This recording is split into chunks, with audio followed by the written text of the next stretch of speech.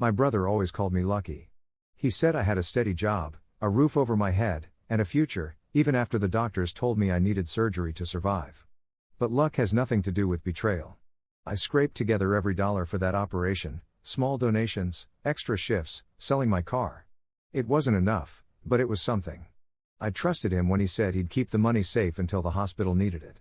After all, he was my brother. Blood. Family. The day I went to pay the deposit, the account was empty. Gone. Tens of thousands vanished overnight. He hadn't spent it on food, or rent, or even debt. He'd gambled it away. Roulette, blackjack, high-stakes bets. My survival was chips on his table, and he lost. I should have died that year, from the condition, from the betrayal. But I didn't. I survived without him. And when I came back stronger, I didn't just take revenge. I took his entire business and left him with nothing but the silence of his own losses. My name is Marcus Hale. I'm 34 years old, male, and I work as a freight dispatcher in Columbus, Ohio. It's not glamorous, but it pays the bills and used to give me just enough breathing room to think about the future. That was before the cardiologist slid a stack of scans across his desk, tapped the image of my chest, and said, "If we don't operate within the year, you won't have one." The operation wasn't optional. It was survival. The cost, a deposit of $27,400 up front, not including post-op medication and rehab. I didn't have insurance that covered it, and dispatching trucks wasn't going to come close. So I did what desperate people do. I worked every shift offered, sold my car, liquidated my savings, and put together online fundraisers. By winter, after months of scrapping and hustling, I had managed to build the account up to just over $31,000. Enough to pay the hospital, enough to breathe again. I didn't want to keep the money in my personal checking account, where it might get mixed with rent and utility payments. My older brother, Jason, offered to help. He owned a small construction supply business, had a separate account for business expenses, and swore he'd keep the surgery money safe until the hospital called for it. "Think of it like a vault," he told me one night over beers. "No one's gonna touch it. Not even me. Family first, right?" Jason had always been the golden one, outgoing, smooth-talking, the kind of guy who could make a room laugh within 5 minutes.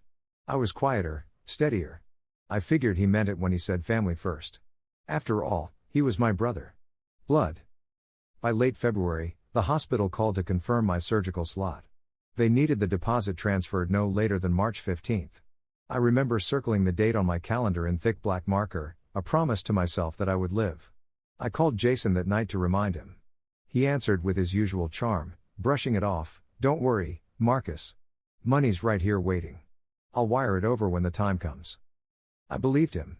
I wanted to believe him. But belief is a fragile thing, and I was about to learn just how quickly it can be shattered. The hospital billing office called on March 10th, 5 days before the deadline. A woman named Janice spoke in the kind of clipped, polite tone that makes bad news sound like an appointment reminder. "Mr. Hale, we're just confirming that the deposit for your surgery will arrive by the 15th. We don't see it in the system yet." I almost told her not to worry. Jason had it covered. But something in her tone, the practice flatness of someone who's had too many patients say the money's coming when it never does, made me uneasy. I told her I'd check and call back. That night I logged into the joint online portal Jason had set up so I could monitor the account balance. I expected to see the familiar 5-digit comfort of $31,000. Instead, the screen flashed a number that made my stomach lurch, $246.81. I refreshed 3 times. Same number. Scrolling through the transaction history was like watching a car crash in slow motion. March 2nd, $10,000 withdrawal, ATM, Riverbend Casino. March 3rd, $7,500 debit, Golden Horseshoe Resort. March 5th, $9,800 transfer, account ending in 7,742, Jason's personal. March 7th, $3,200 debit, Lucky Ace Poker Lounge. By March 8th, the account had been stripped clean. The money I'd spent months raising wasn't sitting in a vault. It had been pushed across felt tables, converted into chips, and lost under casino lights. I called Jason immediately. He answered on the 3rd ring, voice slurred like he'd been drinking. "Jason," I said, my voice already trembling. "The account's empty. The surgery money, it's gone. What the hell happened?" Silence. Then a laugh. Not nervous. Not ashamed. A laugh. "Relax, Marcus. I had a streak going. I was this close to doubling it for you. You'd have had the surgery and a cushion for the meds. It just didn't go my way. I gripped the phone until my hand hurt. You gambled it? You gambled my life? It's not like you're dead yet, he said casually. You'll figure something out. You always do. Those words landed harder than the diagnosis ever had. Not like you're dead yet. I hung up before I could scream. The screen of my laptop glowed with the transaction log, numbers that felt more permanent than bloodlines. Jason hadn't just stolen my money. He'd stolen my time, my trust, and my chance at survival. And as I sat there, chest aching, staring at that empty ledger, I swore one thing: if I lived through this, I wouldn't just get the money back. I would take everything from him, the way he had tried to take everything from me. They wheeled me into pre-op at 5:26 a.m., the corridor a long, pale tunnel that smelled like bleach and toast. The fluorescent lights gave everything an uncomfortable truthfulness, every scar, every thread of hair, every tired expression on the nurses' faces. A tech clipped a paper wristband to my arm. Marcus Hale, DOB June 8, 1991, MRN 0091334. I have that number memorized now, like a prayer you repeat to keep the panic from coming back. The woman who took my vitals introduced herself as Nora Lin, RN. Her hands were steady and warm when she checked my pulse, and when she asked if I wanted anyone in the room with me I couldn't say my brother's name. I pictured Jason at a blackjack table, grinning as the dealer raked chips across green felt. I pictured the withdrawal entries on the ledger: Riverbend Casino, $10,000, Lucky Ace Poker Lounge, $3,200. I pictured the way he'd laughed and said, "You'll figure something out." That laugh sat like a stone behind my ribs. "You okay?" Nora asked. She didn't have to pry. The catheter would make numb the body, it couldn't numb the ledger. I told her I was scared and she squeezed my hand like it was something fragile she had to protect. Dr. Evan Cho, compact, professional, voice of someone who had done this before, came in at 6:03 with his laptop and a tray of marshaled consent forms. He explained the plan again, slower this time: median sternotomy, replace the defective valve, cross-clamp at 7:30, estimated bypass time 90 minutes. He outlined the risks without theatricality: infection, stroke, bleeding, death. He did not sugarcoat. That's the sort of honesty that becomes its own kind of mercy. Financial clearance? He asked as if footballing another stat. When I told him about the account, when I told him the money was gone, he didn't react like a judge. He reacted like a doctor who's seen life and law intersect at the worst possible points. "We've got an emergency fund we can apply," he said. "A benefactor covered the deposit this morning. You'll still need to work with our case management for follow-up, but we're getting you to surgery." Private donor. Charity. The words felt small and enormous at once. Someone else had given me back the time Jason had gambled away.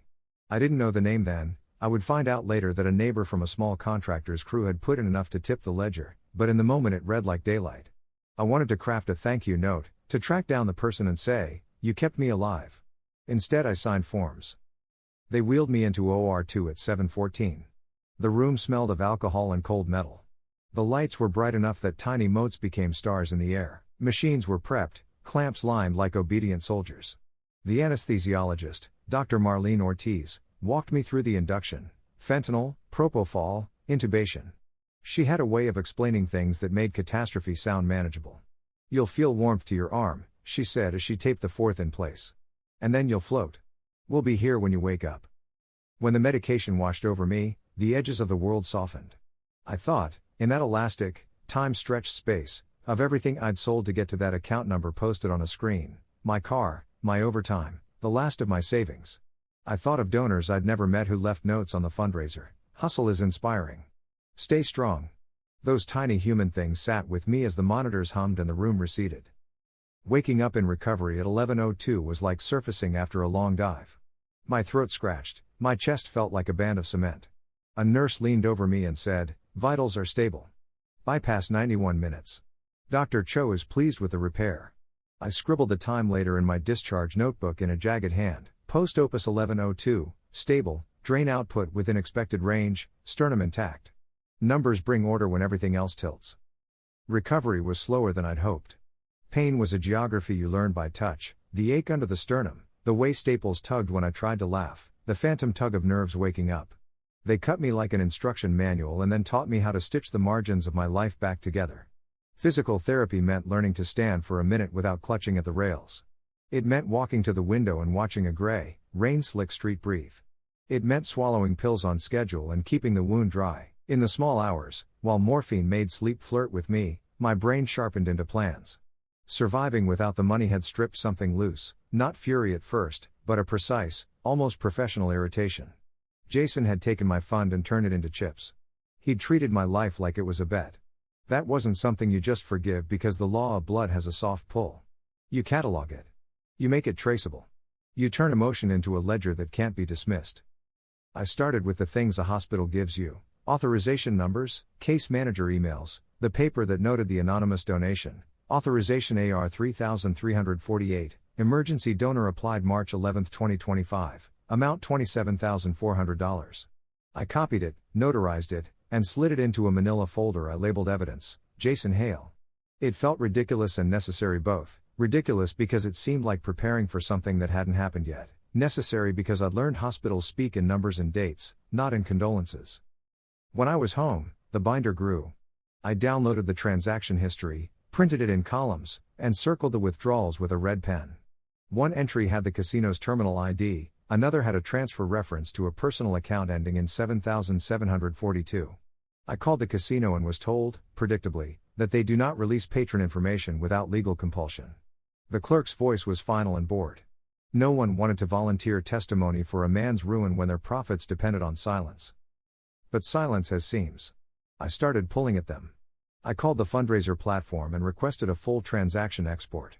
I asked the bank for a trace. I began saving every little thing: receipts from gas stations near the casino, a blurry photo Jason had posted drunkenly on March 4, him grinning in a sequined vest, a stack of chips visible on the table. I screenshotted and hashed each file, learning the language of logs and metadata like someone studying a new alphabet. I didn't have the energy for melodrama. Revenge in my head took the form of arithmetic: match timestamps to withdrawals, match withdrawals to locations, match locations to Jason's movements. If he had emptied the account, there'd be a chain. Ledgers are sloppy allies to the reckless. Recovery gave me something else besides pain: time. Time to remember the small things he'd said, "You'll figure something out," and time to map out how I would make that phrase bite back. If the hospital and an anonymous benefactor had given me my operation, then the rest would be up to me. I would gather every receipt, every transfer ID, every social post. I would follow the money the way cops do in movies, line by line, timestamp by timestamp, until there was nowhere left for his excuses to hide. They sewed me up and sent me home with clear instructions and a follow-up appointment. The physical wound would knit over weeks, the moral wound would need a different kind of stitching. I kept the manila folder on my kitchen table like a small, hot object. Sometimes I would sit and run my fingers along the edge of a photocopy, a habit I'd developed to anchor myself when the old panic came knocking. I didn't exactly know how I'd take his business from him yet. I only knew that the path would be procedural, relentless, and boring in a way that made it unstoppable. I would not let anger become performance. I would convert it into proof. And when the day came that the county clerk stamped a subpoena and the casino printed out a ledger with terminal timestamps matching Jason's credit card tails, I wanted to be ready. The debt he owed me was not just monetary. He had gambled with my life. I intended to collect on every last loss. After the surgery, while staples itched and my days were measured in ice chips and PT goals, the town's gossip started doing the heavy lifting I was too weak to perform. People see a man limp back from the hospital and they start to notice the seams in other people's lives. I heard things at the diner, quiet at first, like spoons scraping plates, then louder: a supplier unpaid, a truck repoed, a bounced payroll check. It began with a text from Mary Soul, my lawyer consultant in waiting, the week after my discharge. She'd been poking at the edges while I slept and walked and learned to cough without wincing. "You need to know," she wrote, "Jason's vendor accounts are a mess." I pulled a couple public filings. Liens. Small claims dockets. This isn't just losing money at a table. This is structural. She attached screenshots: a mechanic's lien filed March 9 for $6,482.50 by Mid-State Diesel, a demand letter from a plywood supplier dated March 12 for $4,200, and a texted photo of a tow notice on the lot behind a shop, vehicle scheduled for repossession 0315. My throat went dry. The binder on my kitchen table suddenly looked less like a hobby and more like a ledger that might buy me back what he'd taken. I started collecting. If he'd gambled the surgery fund away, he'd tried to paper over it in other ways: fake invoices, delayed deposits, loans taken in the business's name. I called every vendor I'd heard whispers about. The plywood supplier, Harrison Building Supply, sent me an email with scanned invoices, unpaid balances, delivery confirmations, and a final text from their collections manager that read, "We've tried every step, Jason. We're filing to secure payment." The mechanic who'd worked on Jason's work truck gave me a voicemail where he swore he'd done repairs on credit and that the check Jason wrote bounced when he tried to cash it. Then there were the smaller things that burn a reputation faster than lawsuits, employees who had gone unpaid. I messaged 2 guys who used to work for Jason. One had been on the payroll for 3 years and texted me, "Boss skipped Thursday. I heard he went to the Horseshoe. I gotta feed my kid." The other forwarded a photo, a stack of unpaid pay stubs with his name and a bank stamp marked NSF. Those images hit different. They weren't just numbers, they were men trying to make rent. A neighbor, Mrs. Alvarez, whose son did cleanup work for Jason, handed me a receipt she'd kept taped to her fridge, a pawnshop slip dated March 6 showing a deposit for a $1,200 loan against a piece of construction equipment. "He told me it was temporary," she said quietly. "He'd get it back." He'll always say that. The sale slip had a pawn ID, an address, and a signature that matched Jason's handwriting. Pawn records are public in the state registry. I had the clerk at the pawnshop confirm on the phone, "Picked up an extra month ago, signed by Jason M. Hale, address 88 West Elm." He hung up like he hadn't expected the question, but the admission was there. Jason's business license was nominally fine, but the ledgers under it were a different story.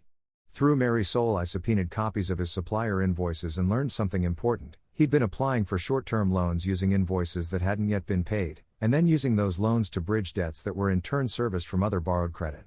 It was a house of cards built on unpaid invoices and bad faith. When the surgery money arrived in his account, it was a shining, desperately useful brick to plug a dozen leaks. He'd chosen to throw that brick onto a roulette wheel instead. I did something I'd been avoiding because it felt beneath me, and because it felt invasive. I drove past his shop on a gray Tuesday, the day the tow report had said they'd come for the old work truck. The lot smelled of oil and damp. There was a police sticker half peeled on the passenger window of a faded Ford F-350. A local mechanic waved from across the street and mouthed, "Towed." A man unloading a pallet looked up and gave me a tight nod. The sight of the truck gone felt like a sentence. It wasn't just the tangible losses. Gambling leaves a trail of behavior, late-night texts with unknown numbers, credit card tales used at casinos, frantic voicemail messages begging for more time. I got a copy of Jason's phone logs through legal channels, a hammer I'd only pull out once it would be useful in court, and the pattern was brutal: calls to Riverbend's VIP desk at all hours, incoming texts from a number labeled bookie, repeated small transfers to accounts with names like Quick Hold LLC and Cash Float 1. When I matched terminal IDs from the casino transactions to timestamps on his work schedule, the overlap was undeniable. The man who was supposed to be tracking job sites and deliveries was gambling his way through the nights when his crew should have been getting paid. People started to speak more openly. An old client of Jason sent me a message. He quoted me a job, then canceled when financing fell through. His guy never called back. We paid deposits to Mid-State and never got lumber. Another neighbor told me a story that made the pit in my stomach twist. Jason had sold off a piece of company equipment, a billet cutter, to cover a $5,000 chip lost the week before the fundraiser cleared. He said it was a business decision, the neighbor said. But his hands were shaking when he told me. The town began to see the same man in two halves, one face that posted happy lunch photos and smiling kids on Facebook, and another face that showed up on security footage at Riverbend Casino at 2:14 a.m., hat pulled low, hoodie up, sticking to the shadows. A bartender I befriended on a slow night, I admitted I was doing some unofficial asking, sent me a screenshot from March 3rd, a tab opened in Jason's name for $10,200 in chips, with a line reading "cash out pending." He didn't send it to gloat. He sent it like someone passing along a fact he didn't want in his mouth. All this added to the binder. Receipts, liens, messages, and photos formed a lattice. And at the base of that lattice, the first brick that made the whole thing possible, was the surgery fund, an unremarkable transfer that Jason had moved into his personal account and then lent to Luck. The most useful thing I found, the one that would let me tie business collapse to personal recklessness, came from the construction supply customers. A small HOA that had contracted Jason posted a comment on a neighborhood forum about incomplete work and unpaid subcontractors. Several people responded with screenshots of checks they'd written that never cleared. Those images, stamped with online banking confirmation bubbles and delivery dates, made a clear link: money went in one direction and work didn't come out the other end. When I overlaid those dates with the casino withdrawal timestamps, The alignment wasn't coincidence, it was theft. By the end of that week, I understood two things crystal clearly. 1. Jason's gambling was not a hidden flaw you could feel sorry for, it was a pattern of economic predation that bled trust from a community and put lives at risk. 2. The best path to taking his business away, to ensure he couldn't do this to anyone else, was not fiery vengeance but a cold, surgical unraveling of his accounts, contracts, and credibility. Creditors and clients already smelled blood in the water. If I brought them the ledger and the timestamps and the receipts, they'd do my legal work better than any revenge speech could. So I stitched another plan into the binder: creditor contact lists, lien procedures, the small claims calendar, and a draft civics-friendly letter for the HOA and other clients. I would not ambush him, I would dismantle him with the currency that mattered most, where he'd built his life, contracts, trust, and the ability to get credit. He'd gambled with my life and squandered a community's faith. Now the accounts were public and his reputation was porous. All I had to do was open the ledger in the right places and let the legal system do what it's designed to do: turn liability into consequence. The next phase would be about setting the snare, baiting him into the one place he never expected to be pinned: a formal discovery process where his lies would have to answer to subpoenas, fingerprints, and sworn testimony. I rested my hand on the binder, feeling the weight of the pages there, and felt oddly grateful for the slow, patient work of papers and dates. There was a kind of mercy in process. It didn't feel like cruelty. It felt like balance. Evidence is slow. It doesn't arrive with a flashbulb, it arrives in envelopes, in PDFs, in the thin, bureaucratic language of receipts and refusal emails. It arrives when a clerk digs a file out of a back room and squints at a date stamp, or when a vendor realizes their bookkeeping no longer matches the story they've been told. I learned to love the slow things: the click of a scanner, the rubber stamp of a notary, the tiny green check that appears next to a certified mail tracking number.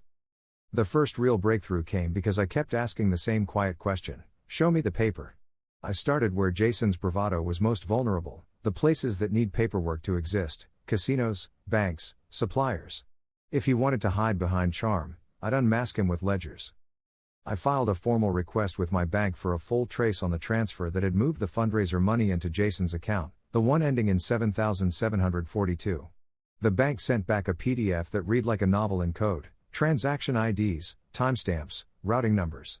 The key line was simple: March 5, 2025, 14:11 and 2 seconds, transfer from fundraiser account, $9,800, received account 7742. That timestamp matched the casino terminal logs I'd later force into my hands. I printed it, had it notarized, and ran a SHA-256 hash on the file. The resulting 64-character fingerprint felt absurd and sacred, a string I could point to later when someone claimed a screenshot had been forged. Next, the casinos. Riverbend and Golden Horseshoe don't hand out patron files to strangers. They hand them over to lawyers with subpoenas and to prosecutors when cases smell serious. So Mary Soul drafted an affidavit and a subpoena, we had it signed by the county clerk, and I took it to the court with my binder. The casino's legal department obliged. What they sent back was worse for Jason than anything I'd imagined: time-stamped cash-out slips, electronic chip purchase confirmations, and surveillance stills. One image: Riverbend Terminal ID RBT1245, timestamp March 2, 2025, 22:17 and 46 seconds, showed a profile I knew: Jason's cap, the knot of his jaw, a blue jacket with paint specks on the sleeve. A separate cash-out slip for that terminal listed a chip purchase $10,000, customer ID 4X8899. The tailed digits matched the card entry on the DJ invoice from Melissa's party in the other story. Patterns repeated in this life too, the same small-town shorthand of numbers and nicknames. I printed those stills on glossy paper, thumbed the tiny square of the timestamp with my finger, and wrote the terminal ID beneath it in block letters. The surveillance clips were large files. Mary Soul copied them to an encrypted USB and gave me a receipt. Chain of custody matters. Every handshake, every signature, every timestamped FTP pull became an arrow on the map I planned to follow.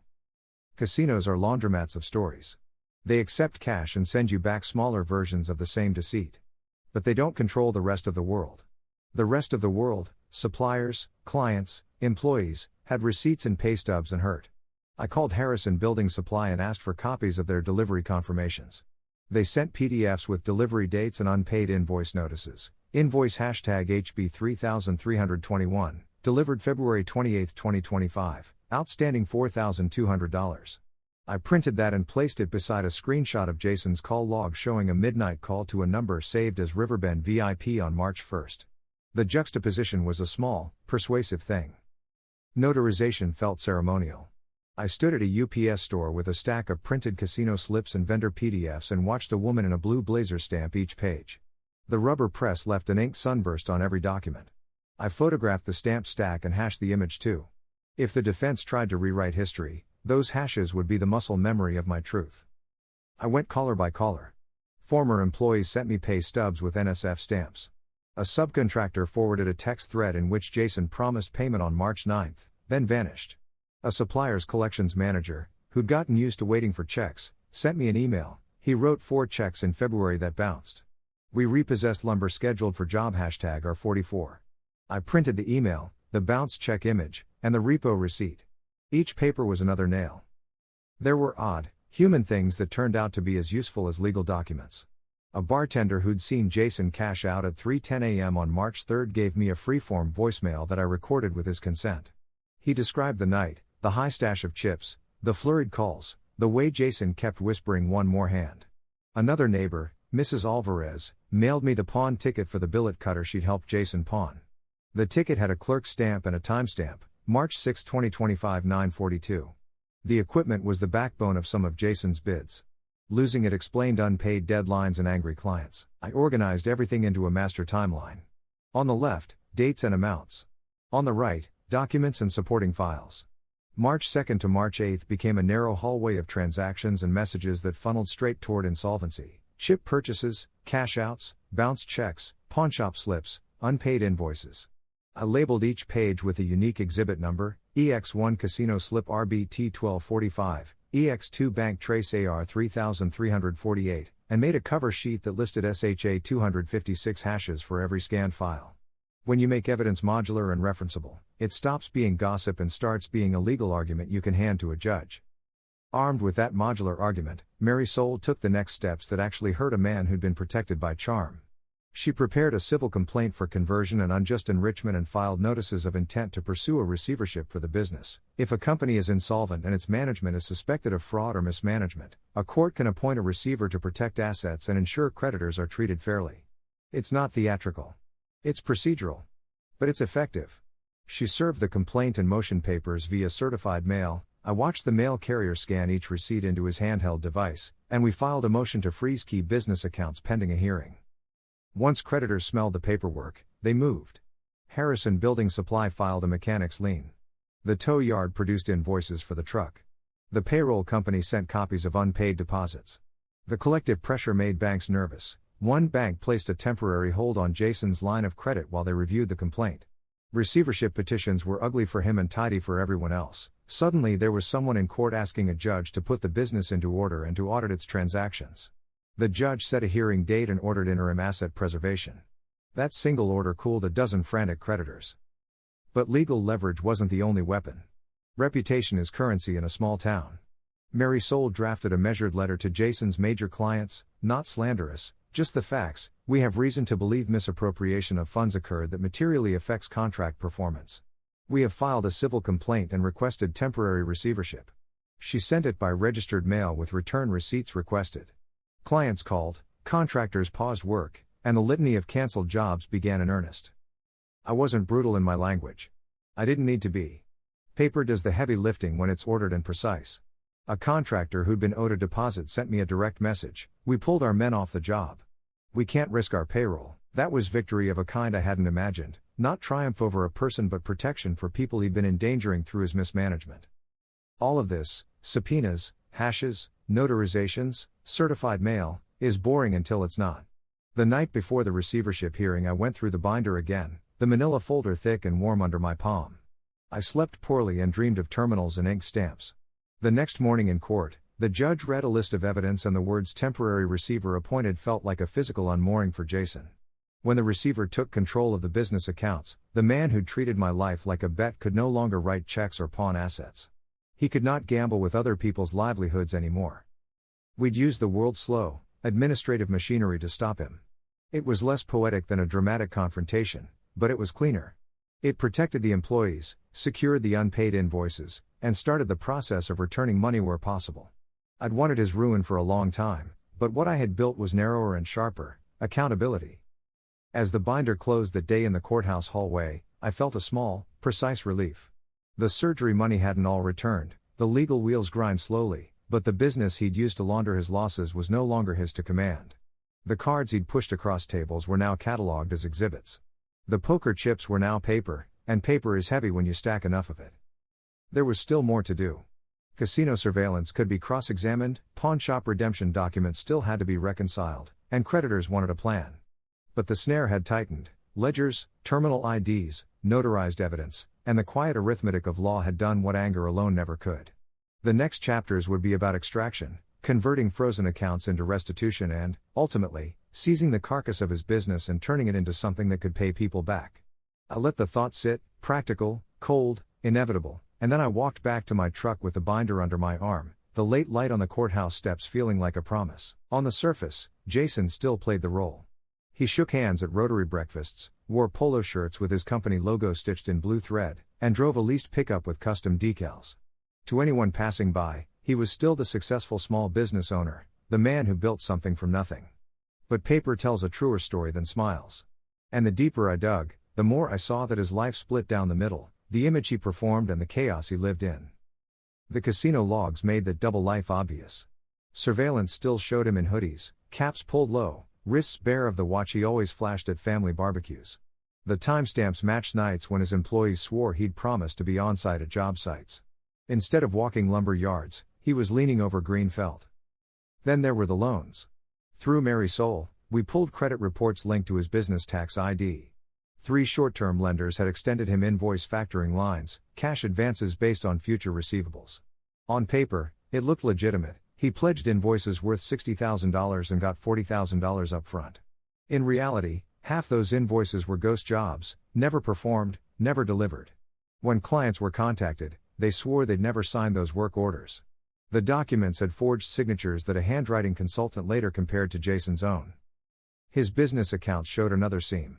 Personal charges, poker lounges, weekend resort stays, online betting sites, had been run through the company card. Vendors had been stiffed while Jason charged $1,129 at an online sportsbook labeled Lucky Line Bet. One of his employees texted me a screenshot of a declined company fuel card at 7:14 a.m. on March 7, followed 20 minutes later by Jason posting a Snapchat selfie with a whiskey glass. The double life wasn't careful. It was arrogant. Clients began whispering too. A homeowners association president forwarded me an email thread with Jason. He'd promised a new clubhouse roof by March, taken a deposit, then disappeared. We drove past his office, the president wrote, and the blinds were drawn. Phone went straight to voicemail. The deposit had gone straight into the same account where my surgery money disappeared. Pawn records gave the ugliest detail. Beyond the billet cutter, Jason had pawned off safety equipment, harnesses, helmets, even a portable generator. Each ticket bore his signature and a timestamp aligning neatly with casino withdrawals. He wasn't just risking my surgery fund. He was cannibalizing his own business to feed the tables. The hardest evidence came from a bookkeeper he'd hired part-time, a woman named Stephanie who finally called me after reading the article in the paper. I quit when he asked me to clean up the books, she said. He wanted me to backdate entries, make deposits look like they covered payroll when they hadn't.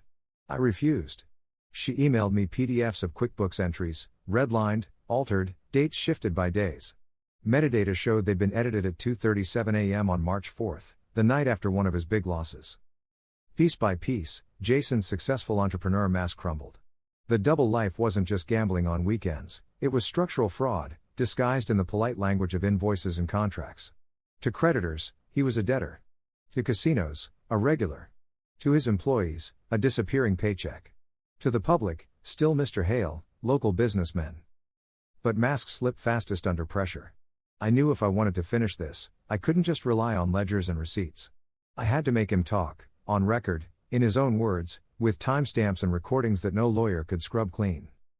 That meant one thing: it was time to set the snare. If you want someone to reveal themselves, give them something that looks like what they crave and time it for when their guard is lowest. Jason loved 2 things more than breathing: the smell of a new contract and the soft, hypnotic clink of chips sliding across a felt table. The snare I built used both. I started by building an object so tempting it would feel like salvation to him, a large municipal bid for a community center roof repair, real enough on the surface to make him salivate, bogus enough that I controlled every variable. With Marisol's blessing and the help of a sympathetic HOA president, who'd already been stiffed by Jason once, we drafted a bid request and an initial deposit wire instruction that required the contractor to confirm by phone before funds would be released. I didn't actually ask for money, I just created a credible workflow that required one simple thing: Jason to call and confirm he wanted the job. Timing mattered. I waited until the court had frozen his business accounts and the receiver had taken possession. That way he would be desperate for new work and more likely to do anything to win a contract. I also knew his pattern. He checked his business voicemail obsessively at night, hunting for opportunities. So I had the HOA president text him a bland, alluring message on a Tuesday at 21:18. Jason, big job potential for the community center. Can you call me tomorrow AM to confirm availability? Need to move fast. I CC'd Marisol on the thread so there was a timestamp trail of outreach. When Jason called at 8:07 the next morning, I was ready. I had a burner phone, ethically messy but legally permissible when used for documentation, and I made sure Marisol approved the plan, and I recorded the call. I started polite, procedural. Mr. Hale, this is Marcus from the HOA. We received a recommendation to bid. Do you have capacity next month for a 10-day roof replacement? I kept my voice measured and calm. That's what works in legal settings. People lower their defenses when the tone is businesslike. Jason's voice came back as it always did, quick, charming, hungry. Marcus. Yeah, I can swing that. Look, I've been cleaning up some stuff but I can pull a crew. You need the estimate now or can I do a site walk? He sounded thin and eager, exactly where I wanted him. I had two aims for the conversation: get him to admit the surgery fund transfer into his account in his own words, and get him to agree to a timeline that would prove he couldn't have been at job sites on nights the casino logs showed him there. So I asked pointed, simple questions and let him answer. You handled deposits in the past for jobs like this, right? You told the HOA you'd hold retainers for materials. Would you handle a deposit in your business account if it were wired? He didn't hesitate. Yeah, he said. That's how I do it. Business account first, then build. I let that sentence breathe. It echoed the bank trace I'd printed in Exhibit AR 3348. I steered him gently toward the ledger lines I already had. We always do a deposit of 20% to secure materials. If we wired 20% to your account, would you be able to confirm receipt and start ordering? He answered, absolutely. Wire it over, I'll confirm. Don't worry.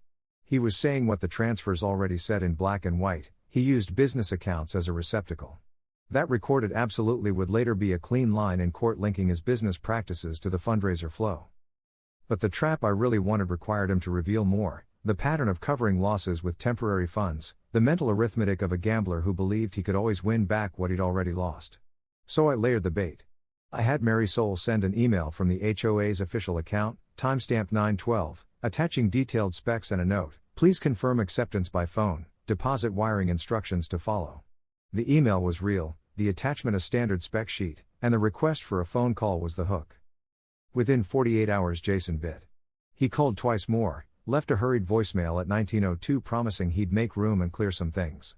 He sent a text, captured and saved as text_JH_2025-0318_1902.text, with a photo of a clipboard and the message: we'll take it, can you wire the retainer? We can get materials Monday. That text matched the tone of his earlier promises to suppliers and became Exhibit Text 7. I wasn't trying to trick him into confessing a single, neat phrase. I was trying to manufacture a sequence of recorded behaviors that would close the loop between his account activity and the promises he made in business correspondence. The phone calls, the texts, the recorded voicemail, all of it would be corroboration. A man promising to accept deposits, to hold funds, to order materials. Promises that contrasted starkly with the casino timestamps that showed him at Riverbend at 22:17 and 2:14 on the nights those invoices should have been placed. The next day I nudged the plan forward in a way I knew he couldn't resist. I arranged a supposed pre-bid site meeting at 14:30 and asked him to be there to sign paperwork.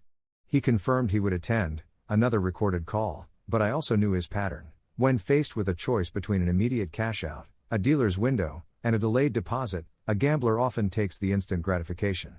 So I made another move. A fake vendor called him around noon, posing as a materials supplier needing a deposit confirmation to reserve stock. The vendor used innocuous business language, but its true purpose was to prompt Jason into saying what he did with incoming funds.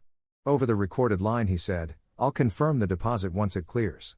You know how I do, hold it in business until we need it." Another sentence that matched the bank trace. It was at that point, on the afternoon of March 19 at 15:02, when the snare closed in a small, human way. We had him on a longer recorded call where he grew careless. He was talking fast, edge of panic talk. I could hear the background hiss of traffic and someone coughing, the small noises of a man dividing his attention between a phone and a need he thought urgent. He said, half joking, half defeated, "Look, Marcus, I moved funds into my account because I had to cover payroll and I thought I could flip it quick. It didn't go my way. I thought I'd win it back." The sentence was not a theatrical confession. It was the sort of throwaway justification gamblers give when they assume the person they're talking to will empathize. It was, crucially, his voice admitting movement of funds and motive. Every clause of that call was logged. The file named call_JH_MH_2025-0319-1502.mp3, its SHA 256 hash recorded, the transcript notarized. I uploaded the audio to an encrypted drive, duplicated it, and handed copies to Marisol. Chain of custody was intact, timestamps, device IDs, and an emailed receipt showing file transfer to the legal folder. I did not need drama. I needed admissible documentation.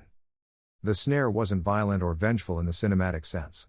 It was arithmetic, psychology, and timing. I gave him a shiny thing, a job, a deposit, and watched his pattern respond predictably. He promised to hold funds, he promised to confirm deposits, he admitted moving money. Each promise matched earlier artifacts, the bank trace, the casino slip, the pawn ticket.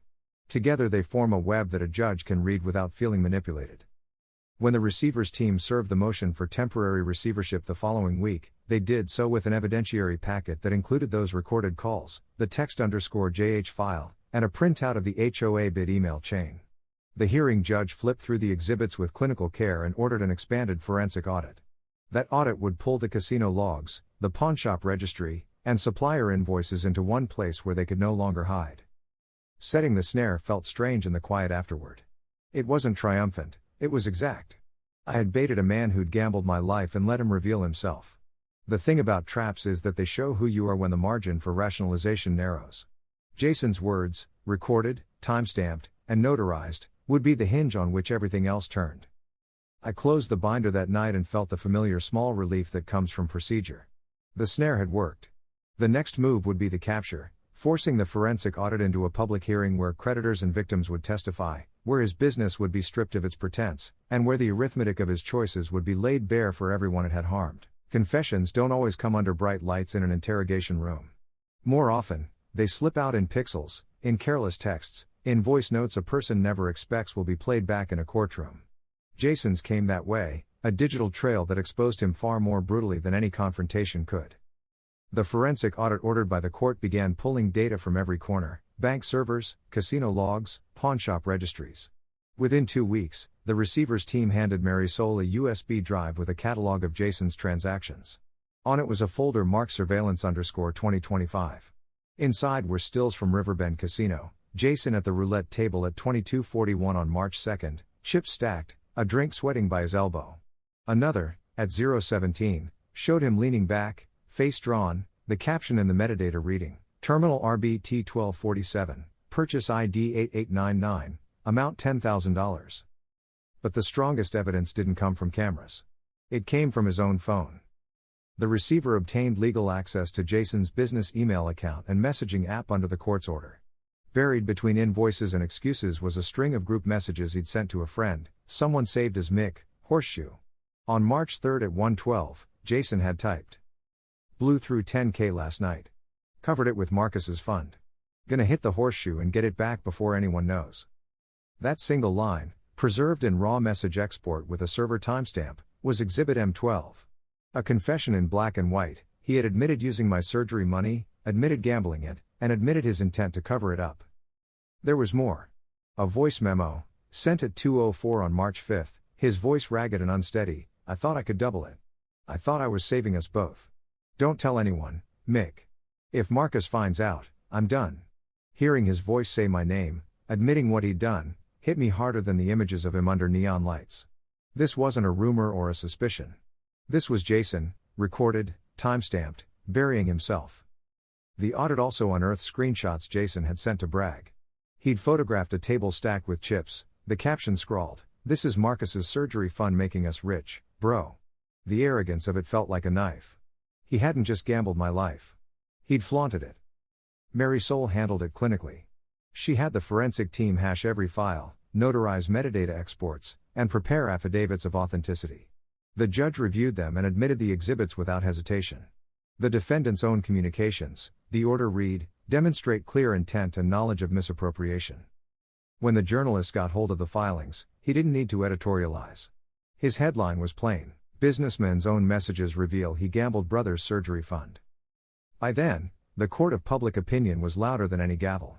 Clients pulled contracts. Creditors accelerated demands. Even his closest friends went quiet. It's hard to stand next to a man whose own texts have become an epitaph. Jason thought he could outtalk debt, outcharm creditors, outbet the odds. But you can't outtalk your own words once they're preserved, notarized, and published. The confession wasn't shouted, but it was permanent. And permanence is the one thing a gambler can't buy back. The morning the filings went public, Jason's name was no longer a brand. It was a headline. The local paper ran the story first: construction owner gambled brother's surgery fund, evidence shows pattern of fraud. The article didn't editorialize, it simply reproduced the damning exhibits: Jason's text bragging "this is Marcus's surgery fund making us rich, bro," the casino surveillance stills, and the transcript of his 2:04 a.m. voice note. By noon, screenshots of the story were all over community Facebook groups, Reddit threads, and even LinkedIn. At the diner, people weren't whispering anymore. They were angry. Mr. Hargreaves, the owner, slapped the paper down on the counter for everyone to see. "You believe this? Guy gambled his own brother's life. I don't want his boots in here again." Other customers nodded. No one defended him. Not one. His clients moved quickly. The HOA that had been duped into signing a roof contract canceled outright and filed their own fraud complaint. Harrison Building Supply demanded immediate payment or repossession of materials. Even the small subcontractors, men who'd worked with him for years, started showing up at the courthouse to file wage claims. Each claim became another docket entry, another bruise on his already failing reputation. The journalist's follow-up piece sharpened the blade. Title: From Business Owner to Betrayer, The Collapse of Jason Hale. It detailed his pattern of pawning equipment, forging invoices, and gambling away deposits. The last line was brutal: the records show a man who treated trust as a currency, and spent it all. The fallout hit his business first. The court-appointed receiver announced that Hale Contracting was operationally insolvent and froze all new contracts. Vendors stopped delivering materials. The leased pickup truck with his company logo was repossessed in broad daylight. Someone caught video of it being towed from his office lot, the decals still gleaming under spring sun. The clip circulated online with captions like "House of Cards," literally. Then came the social exile. His friends stopped answering his calls. Bars where he'd once been a regular refused service. Even the Riverbend Casino banned him, not out of morality, but because bad press is bad business. Jason tried to log into his betting app one night. By the next morning, screenshots were circulating of his account flagged permanently suspended. But the worst burn wasn't legal or financial. It was personal. His employees, the same guys he used to buy rounds for at the end of the week, stood up at a creditors' meeting and described skipped paychecks, empty promises, and watching their kids go without groceries. One of them, a wiry man named Drew, said quietly, "We built his business for him. He built his casino habit on us." Those words landed heavier than any judge's gavel. By the end of that week, Jason had nowhere to turn. His business was gutted, his accounts frozen, his reputation ash. Every room he walked into grew quiet. Every handshake vanished. And I watched it happen, binder in hand, without needing to raise my voice. The fire didn't come from me. It came from his own words, his own bets, his own arrogance, all turned outward, reflected back at him until the burn consumed everything he thought he owned. By April, Jason's empire was rubble. Not literal rubble, the office still stood, a squat brick building with dusty blinds, but everything that gave it life had been stripped away. The court-appointed receiver filed their first report, and it read like a postmortem: $412,000 in outstanding debts, $136,000 in unpaid wages and vendor invoices, $97,000 in missing assets.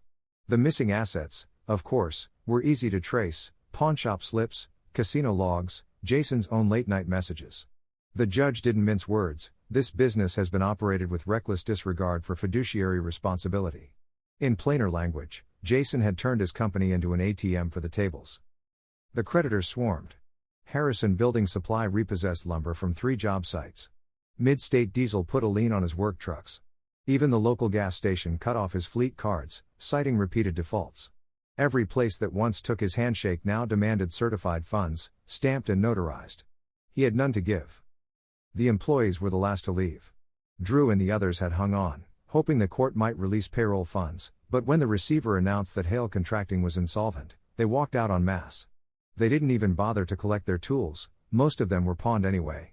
I drove past the lot the next day and saw the empty parking spaces, the office door propped open with a bent folding chair, papers curling on the floor from the spring wind. His personal life collapsed alongside the business. The leased pickup truck was gone, his credit line shut down, and the house he bragged about at every family gathering was listed for foreclosure by June. Neighbors whispered about arguments spilling out into the driveway at night, his wife shouting about lies and surgery money while Jason pleaded with her to keep it in the family. Within weeks, she'd taken the kids to her parents' house across town. The final humiliation came at a creditors' meeting in May. Jason shuffled in wearing the same wrinkled polo, no lawyer beside him. The receiver presented the documents, the texts, the casino logs, the pawn slips, and asked him directly, "Do you dispute that these funds were used for personal gambling?" Jason opened his mouth, closed it, and finally muttered, "I thought I could win it back." His voice cracked on win. The clerk transcribed it. Another line in the permanent record. That meeting ended with a single order that sealed his fate. Hale Contracting would be dissolved, its remaining assets liquidated to satisfy creditors. The business Jason had built his entire identity around wasn't his anymore. It was property of the court. I didn't smile when I read the order. I didn't clap or cheer, I just slid the document into my binder between the pawn slips and the casino stills. Another exhibit. Another weight on the scale. Jason had gambled my life and lost. Now, finally, he'd gambled his own, his business, his reputation, his family. And this time, there was no house edge, no dealer's shuffle, no second chance. The house had collapsed, and all that remained was the dust of what he'd chosen. When the court dissolved Hale Contracting, the receiver asked a question I hadn't expected. "Marcus, would you be interested in acquiring the remaining assets?" At first, I thought it was a cruel joke. I had no construction background beyond helping Jason on odd weekends when we were younger. But the more I thought about it, the more I realized what it meant. Jason hadn't just stolen my surgery fund, he'd built his whole life on borrowed trust, unpaid invoices, and my money. If his downfall had emptied the house, then taking control of what was left wasn't just restitution. It was reclamation. Mary Soul guided me through the process. The assets, the repossessed tools, the office lease, the client lists, were being liquidated. Most creditors only wanted cash, they didn't care about the shell of a business. With the settlement for my civil suit pending, and the help of donors who insisted they wanted to see me finish the job, I scraped together enough to make an offer. By June, a judge signed the order, the remnants of Hale Contracting were transferred to Marcus Hale LLC. I walked into the office that first morning with a set of new keys. The air was stale, the blinds still bent, a stack of Jason's old business cards left on the desk. I gathered them, dropped them into a box labeled evidence, not to be used, and slid the box into storage. This wasn't about carrying his name forward. It was about burying it. The receiver had left me files on unpaid jobs. One was the community center roof Jason had promised and abandoned. I called the HOA president myself. "This is Marcus Hale," I said, voice steady. "I know my brother left you stranded. I'm not him. If you'll let me, I'll finish the job at cost. Every dollar goes to the crew." Silence. Then a sigh. "If you really mean that, Marcus, you'll have our support." I hired back 3 of Jason's old employees, Drew among them. When I told him he'd be paid on time, every time, his eyes watered. "You're not your brother," he said. "Don't ever be." We shook hands like men starting something real. The first project was grueling. I learned on the fly, leaning on the crew's expertise, keeping spreadsheets meticulous, invoices transparent, paychecks certified.